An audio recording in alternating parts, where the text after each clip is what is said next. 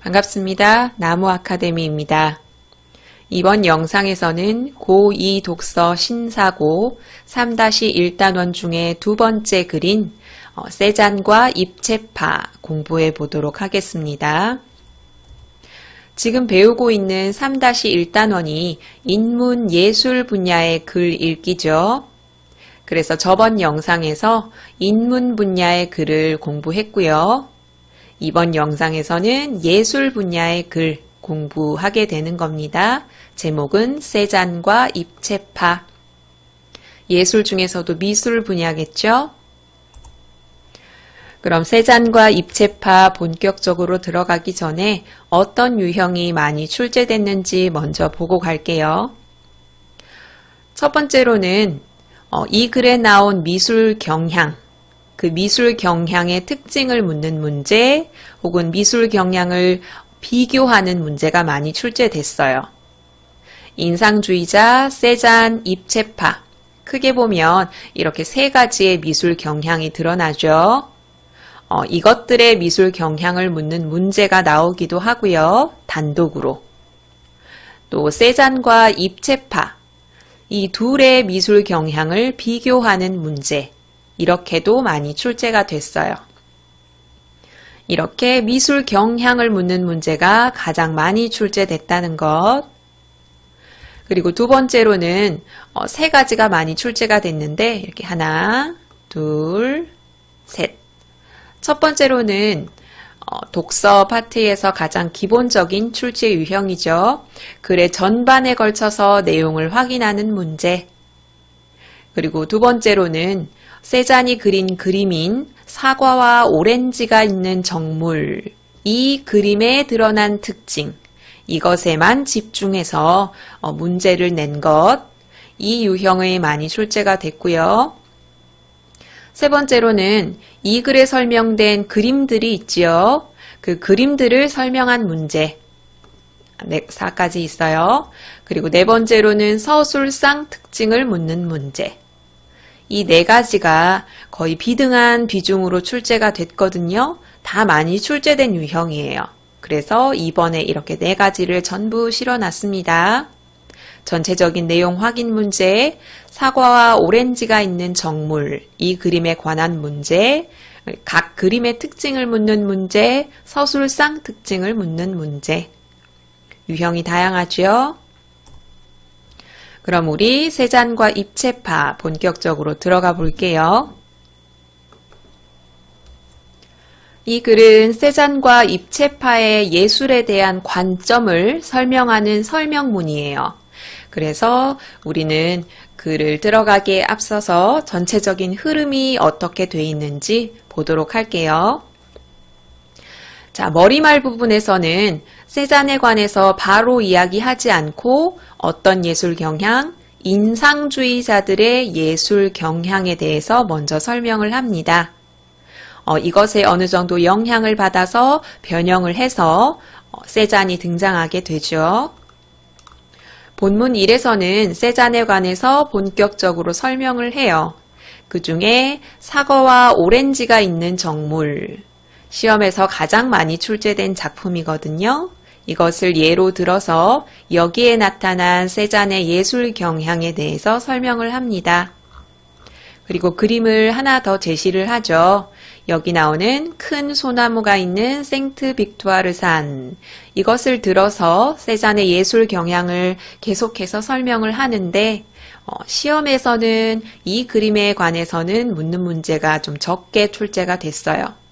아까 나온 여기 있는 사과와 오렌지가 있는 정물, 이 그림에 관해서 더 많이 출제가 됐어요. 그리고 이어서 이런 세잔의 영향을 받아서 입체파가 등장을 한다라고 이야기하거든요. 여기 입체파. 입체파 그림에 이렇게 2가지가 나오죠. 기타를 치는 여인과 그 뒤에 보면 앉아있는 사람이라는 그림인데 글을 보시다시피 이 그림 자체를 분석하기보다는 이 두 그림, 이 두 작가를 묶는 입체파에 대해서 훨씬 더 설명을 많이 해요. 그러니까 그림 하나하나에 집중해서 공부하시기보다는 입체파를 묶어서 입체파의 특징이 어떤지를 보시면 돼요. 이렇게 입체파 설명을 하고요. 여기도 입체파 설명을 하면서 이제 끄트머리에 가서 이 글을 쓴 필자가 자기의 의견을 덧붙이죠. 어떻게 화면을 구성하는지에 집중해서 감상하는 것이 어떨까요? 전체적으로 이런 구성이고요. 뒤에 빈센트 반 고흐 독서 역량 펼치기에 제시된 작가예요. 이 사람의 미술 경향을 들고 시험이 출제되기도 했으니까 독서 역량 펼치기도 마찬가지로 신경 써서 보셔야겠습니다. 그럼 본격적으로 들어가 볼게요. 머리말 부분. 인상주의자들에 관해서 나오죠. 여기서 모네라는 사람이 인상주의의 대표적인 화가입니다. 자, 내용 확인 문제에서 이 글은 세잔이 집중이잖아요. 그죠? 세잔의 예술 경향에 관해 설명을 하면서 세잔 대신 모네를 집어넣는다든지 세잔의 미술 경향을 설명해야 하는데 거기에 인상주의자의 미술 경향을 집어넣는다든지 이런 식으로 틀린 선지를 많이 출제합니다. 그럼 한번 볼까요? 인상주의자들은 대상에 대해 시각적으로 느낀 인상에 충실하고자 했으며 기하학적인 원근법이나 명암법과 같은 전통적인 규칙에 구애되지 않으려 했다. 여기에서 핵심 단어는 인상주의자들은 시각에 초점을 뒀다는 것, 그리고 전통적인 규칙에 구애되지 않으려 했다는 것. 여기서 전통적인 규칙에 구애되지 않으려 했다는 점은 뒤에 나오는 세잔과의 공통점이죠. 세잔도 인간의 시점, 인간의 시선 중심의 표현에서 벗어나서 물체 중심으로 표현했다라고 나오거든요. 여기 있는 인상주의자도 마찬가지로 전통적인 규칙에 구애되지 않으려 했다. 인상주의자들은 빛이 변화함에 따라 빛을 받는 자연 속 대상들의 표면에서 일어나는 색 변화를 화폭에 나타내고자 하였다. 이제 이런 선지들이 세잔에 관련된 선지에 포함이 돼서 틀린 선지로 출제되는 겁니다. 인상주의자들은 빛을 중시했구나. 이에 따라 인상주의자들은 윤곽선이나 형태, 입체감보다는 색채의 효과를 중시했으며 외부에서 관찰한 자연의 순간순간의 모습과 그것에 대한 시각적 인상을 화폭에 담아냈다. 뒤에 세잔이랑 비교하는 부분 보면 인상주의자들은 우리가 그림을 그리는 대상의 실제감에 초점을 두지는 않았어요. 즉 윤곽선, 형태, 입체 이런 것들을 제대로 밝히지 않은 거죠. 다 그림 보면 흐릿흐릿하죠. 그런데 세잔은 어느 정도 윤곽선이나 형태, 즉 내가 그림을 그리는 대상의 형태, 실제감을 밝혔다라고 나옵니다. 그럼 인상주의자들은 이런 형태를 밝히지 않고 무엇에 집중했다? 색채의 효과. 그때그때 달라지는 시각적 인상. 이것에 초점을 뒀다고 방금 읽었죠? 인상주의의 대표적 화가인 모네가 잡을 수 없는 신비한 자연이라고 얘기를 했어요. 왜 신비한 자연이라고 얘기를 했나요? 자연은 순간순간 뭐 하니까요? 변하기 때문에. 그 순간순간 변하는 것을 그림에 표현하고 싶은데 그림에는 한계가 있잖아요. 시간에도 한계가 있고요. 그래서 잡을 수 없는 신비한 자연이라고 얘기를 한 거죠. 그런데 이 글의 주인공인 세잔은 모네의 이 말에 회의를 품었어요. 그래서 모네가 그렸던 눈으로만 파악한 감각세계 이것을 벗어나서 뭐 하고 싶다고? 정신적인 구성과 지적인 질서를 부여하고 싶다고 느낀 거예요. 무엇에? 그림에요. 눈으로만 파악한 감각세계는 그림으로 표현하기에 너무 한계가 있다고 느꼈나 봐요. 그래서 어느 정도의 틀을 부여하고 싶었던 거예요. 정신적인 구성, 지적인 질서. 이런 말들이 뒤에 반복이 되기 때문에 이게 읽다 보면 이게 세잔에 관한 내용이었는지 모네에 관한 내용이었는지 헷갈리거든요. 이런 단어들에 집중해서 공부하세요. 계속 볼까요? 자, 이제 세잔이 등장하죠. 세잔은 대상 표면의 색이 변한다 하더라도 이 색의 변화에 집중했던 것이 아까 앞에 설명했던 인상주의자들이죠. 그런데 이건 변하지만 입체적인 구조는 변하지 않는다라고 생각을 해서요. 자, 중요한 거 나옵니다. 감각적 경험과 지적 원리가 결합된 미술을 추구했어요. 감각적인 경험은 앞에 인상주의자들이 중시했던 거고요. 지적인 원리는 여기 있던 세잔이 부여하고자 했던 질서예요. 여기서 중시해야 될 건 결합이에요. 결합. 틀린 선지로 세잔은 감각적 경험보다는 지적인 원리를 중시했다. 이런 식으로 틀린 선지에 굉장히 많이 활용을 했어요. 무엇보다는 무엇을 중시했다가 아니라 이 두 가지를 결합시키려 했다. 머릿속에 꽉 박아 놓으세요. 그럼 세잔이 부여하고자 했던 지적인 원리를 포함에 시켜서 감각적인 경험과 결합을 시켜서 무엇하고자 했느냐. 견고하고 영구적인 모습으로 물체를 나타내고자 했다. 이런 경고, 영구 이런 것들이 선지에 다 활용이 됐어요. 그림이란 선, 면, 세계 구성으로 이루어진 조형 세계라는 관점에서 지적이고 합리주의적인 세계를 만들려고 한 것이에요. 여기서 설명한 게 세잔이 그림에 부여하고자 했던 아까 여기 지적인 원리 되겠죠. 지적이며 합리주의적인 세계를 만들고자 했다. 이런 관점에서 세잔이 이런 말을 남겼어요. 모든 자연 속의 대상은 원통, 원뿔, 구로 환원하여 나타내야 한다. 이 말의 의미는 무엇인가요? 아까 얘기했던 것처럼 색은 변하지만 구조는 변하지 않는다고 했죠. 그런 조형 세계, 이렇게 조형 세계로 우리 세계가 이루어져 있다라고 생각했기 때문에 이런 조형 세계를 바탕으로 영구적인 모습을 작품에 표현해야 한다라고 생각을 한 거죠. 그런 것들을 드러내는 게 바로 이 그림이에요. 사과와 오렌지가 있는 정물. 이 초록색 부분이 출제 경향을 분석한 부분인데 굉장히 긴 거 보이시죠?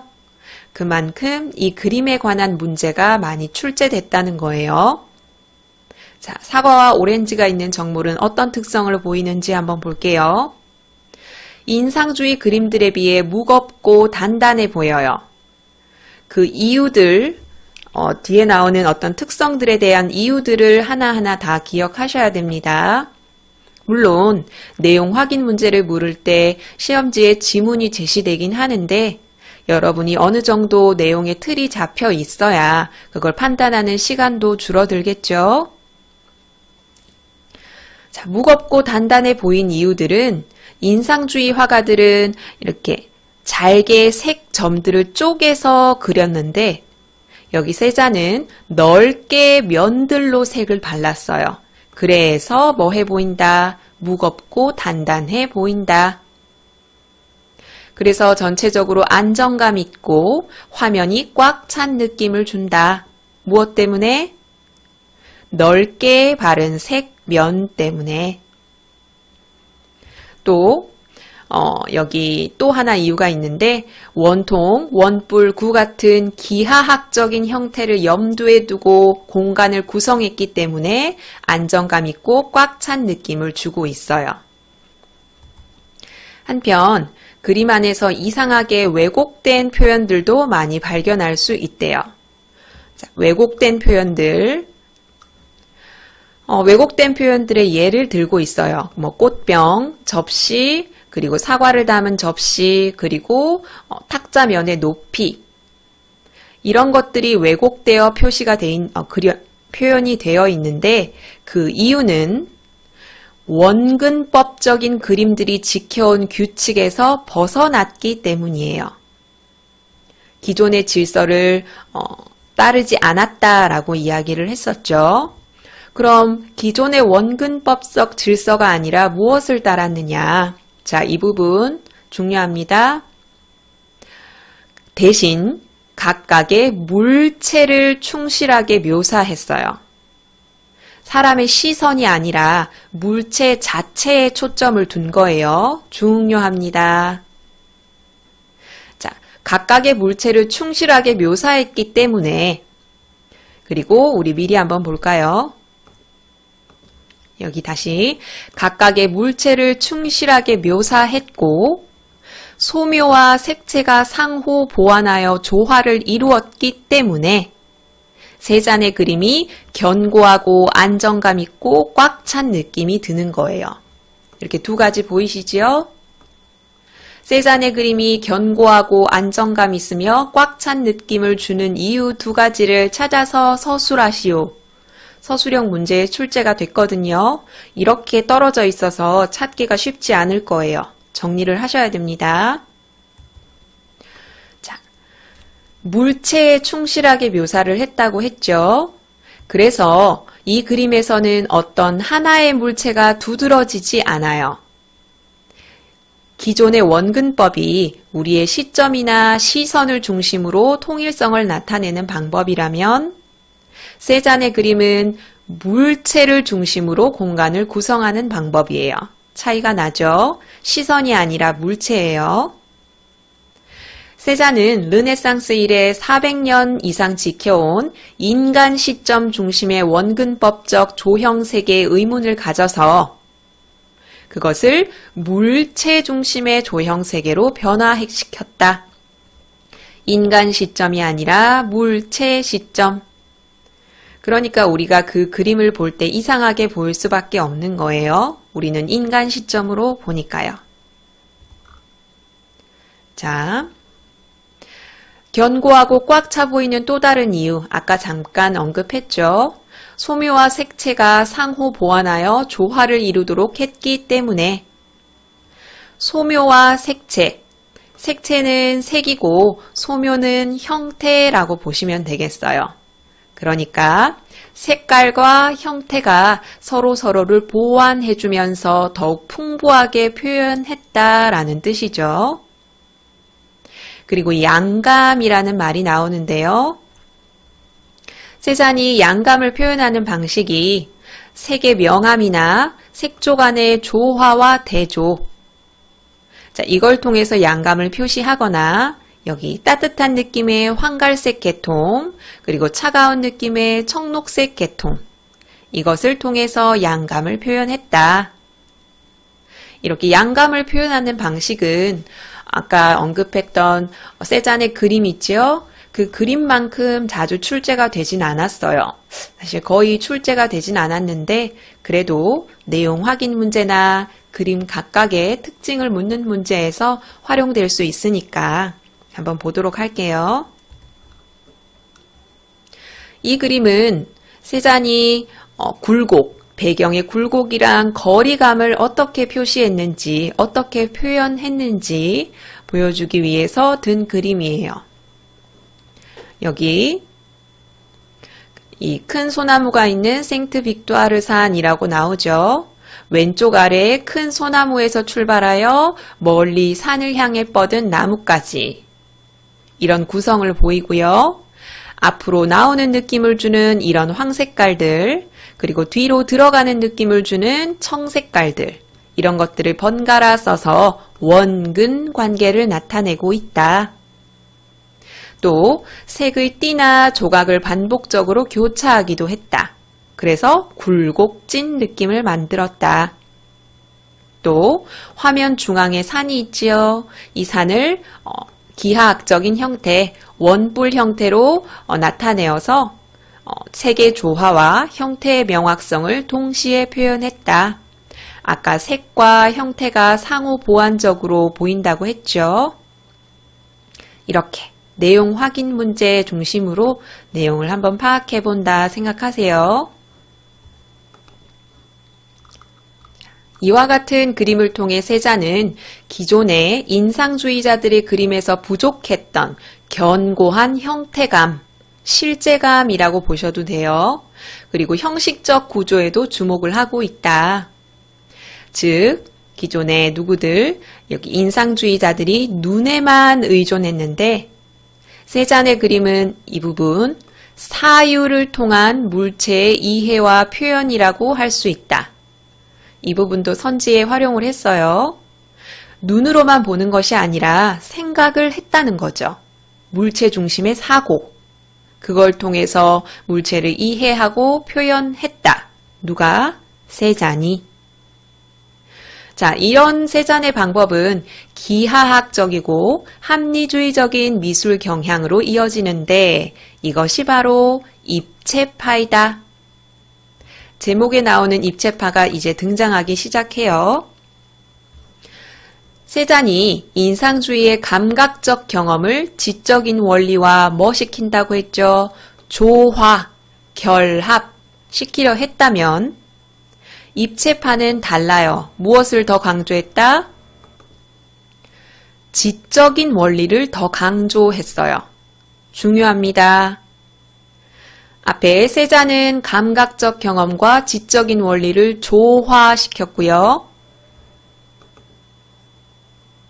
입체파는 지적인 원리를 더 강조했습니다. 꼭 기억하시고 물체의 형식적 구조에 관심을 집중하여 세잔의 물체 중심적인 생각을 더 심화한 것이다. 세잔도 물체 중심적으로 생각했다고 했죠. 그런데 이런 물체 중심적인 생각을 더 심화한 것이 입체파입니다. 게다가 입체파 화가들은 물체를 전후 좌후 360도 각도에서 바라보고 기하학적인 형태로 분석해서 해체한 후에 화면 위에 재구성하는 방식을 사용했다. 분석하고 해체하고 재구성했다. 왜 그렇게 했느냐?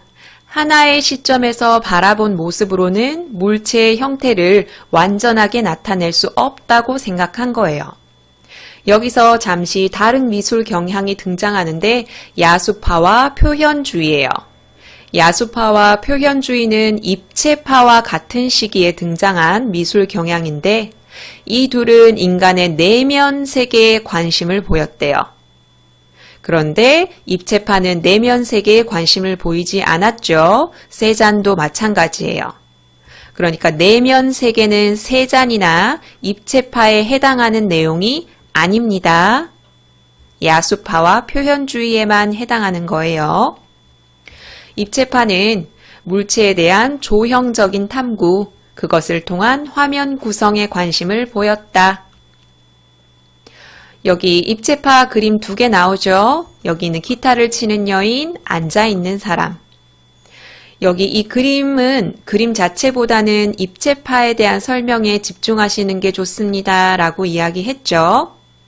자, 이런 그림들을 보면 무엇을 나타내려 한 것인지 당혹스러울 수 있다. 그러니까 이런 그림을 볼 때는 무엇을 나타내려 하는지, 즉 그림의 대상에 집중하면서 보아서는 안 되고 어떻게 화면을 구성했는지, 그러니까 구성 방법에 집중해서 보아야 한다라는 거죠. 전통적인 관점이 아니라 새로운 관점에서 보십시오 라는 내용이에요. 세잔이 감각적인 사실 묘사에 바탕을 두고 기하학적인 요소들을 결합한다고 했죠. 같은 말이에요. 입체파는 감각적인 면보다 기하학적인 화면 구성을 더 강조했다는 거죠. 아까 앞에서 하는 말이랑 똑같은 거예요. 자, 그림 속 인물이 형체를 알아보기 어려울 정도로 분석 해체되어 있어 형태들로 만든 사람 모형처럼 보일 수도 있다. 그러니까 이런 그림을 볼 때는 모든 시점에서 본 형태와 색채들을 종합해야 한다. 그렇게 표현한 게 입체파의 그림이고요. 실제로 우리 눈도 한 시점으로만 보지 않는다고 설명을 하고 있죠. 실제 우리 눈도 전후, 좌우 끊임없이 움직이면서 다양한 시점, 다양한 시각을 보이고 있다. 입체파가 바로 우리가 실제로 대상을 관찰하는 방식에 따라 다시점으로, 다양한 시점으로 물체를 나타내고 있습니다. 라는 거죠. 그러니까 입체파는 우리가 실제 대상을 관찰하는 방법 그대로 그것을 2차원적인 평면에 표현한 그림이에요. 그래서 필자가 이렇게 이야기를 덧붙이죠. 우리도 이들처럼, 자, 누구처럼? 세전과 입체파처럼 새로운 관점에서 본다면 어떤 결과를 얻을 수 있을까? 예를 들어서 지금까지 무엇을 그렸는지 감상해 왔다면 어떻게 화면을 구성하는지에 집중을 해서 그림을 감상하면 어떨까? 라고 이야기하는 거죠. 여기까지 제재 내용 봤고요. 우리 문제 한번 풀어볼게요. 자, 6번 보이십니까? 세잔과 입체파의 차이를 탐구한 내용으로 옳지 않은 것은, 지금 지문을 여기 화면에 제시할 수 없으니까 교과서 같은 걸 펴놓고 한번 문제를 풀어보세요. 옳지 않은 것. 정지 버튼 누르시고요. 답 찾아보세요. 같이 볼까요? 자, 하나는 세잔, 하나는 입체파죠. 우린 세잔 먼저 봅시다. 세잔, 기억. 감각적 경험과 지적인 원리를 조화시키고자 함. 방금 수업에서 제가 강조했던 내용이죠. 감각적 경험, 지적인 원리를 조화시키는 것이 세잔이었고 지적인 원리를 강조한 것이 입체파였어요. 그럼 기억은 맞는 내용이네요. 방금 이야기한 게 리을에 나와 있으니까 리을 먼저 볼게요. 입체파. 세잔의 물체 중심적인 생각을 한층 더 심화함. 물체 중심적인 생각, 이게 바로 지적인 원리에 해당을 하고요. 그럼 더 심화했다는 얘기는 맞겠죠? 니은, 물체 중심적인 관점에서 인간의 내면 세계를 표현하려 함. 물체 중심적으로 본 것은 맞죠? 그런데 인간의 내면 세계를 표현한 것은 세잔의 견해가 아니라 중간에 나왔던 야수파와 표현주의의 특성이었죠. 그래서 이 부분이 틀렸기 때문에 니은은 틀린 것. 디귿, 감각적인 사실 묘사에 바탕을 두고 기하학적인 요소들을 결합함. 이 말이 그대로 지문 안에 그대로 있어요. 여러분, 이 단원의 내용 확인 문제나 이런 문제 같은 경우는 내용에 있는 그런 문장 그대로가 선지에 실려 있는 경우가 많아요.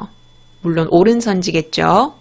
그래서 여러분에게 시간을 많이 드리고 푸세요 라고 하면 얼마든지 글에서 찾아낼 수 있는 문제가 많아요. 하지만 우리 국어는 시간 싸움이기도 하죠. 그런 시간을 단축하기 위해서 어느 정도의 내용은 머릿속에 있어야 됩니다. 디귿도 맞는 내용. 미음, 지적인 원리를 강조하여 형태 및 입체감보다 색채의 효과를 중시했다. 지적인 원리를 강조했다라는 말은 맞죠? 형태 및 입체감보다 색채의 효과를 중시했다. 이것은 세잔도 아니고 입체파도 아니고 인상주의자들에 대한 설명이었어요. 미음은 틀렸네요. 비읍, 감각적인 면보다 기하학적인 화면 구성을 더 강조함. 리을과 똑같은 얘기예요. 감각적인 면보다 지적인 원리, 물체 중심적 생각, 기하학적 화면 구성을 더 강조했다. 비읍은 맞는 말. 그래서 정답은 니은과 미음 3번이겠네요. 여기서 헷갈릴 수 있으니까 여러분이 이 지문을 많이 읽다 보면 눈에 보이는데 세잔이 감각적인 경험에 추가하고자 했던 이 지적인 원리라는 게 바로 물체 중심적인 생각이고요.